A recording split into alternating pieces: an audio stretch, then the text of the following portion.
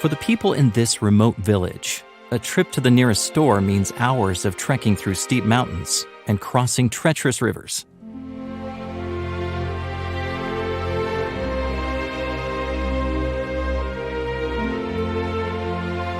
Life can be challenging for the Cabécar, an indigenous tribe in Costa Rica.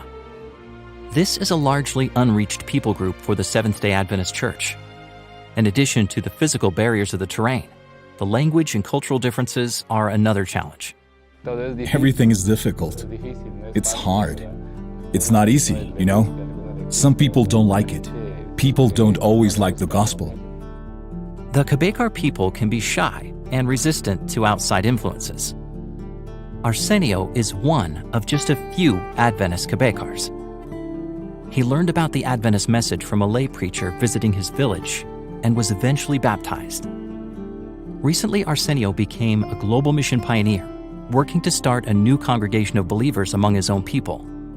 Arsenio is being mentored by Alvaro, a pastor who belongs to the Bribri tribe, a related indigenous group.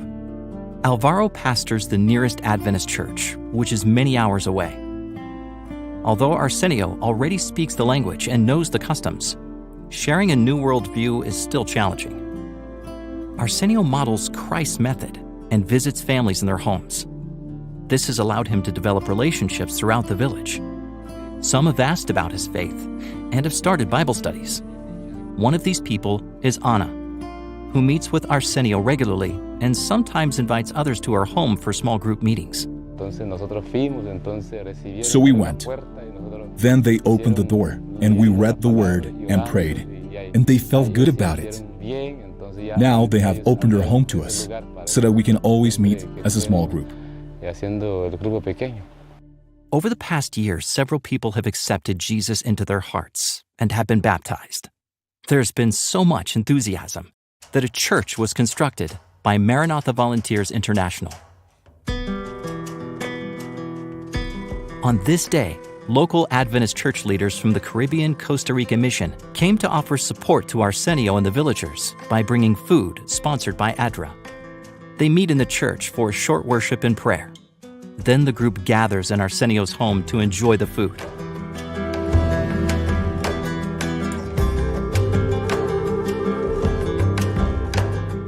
Nearly halfway across the country, Melvin is a student at Central America Adventist University.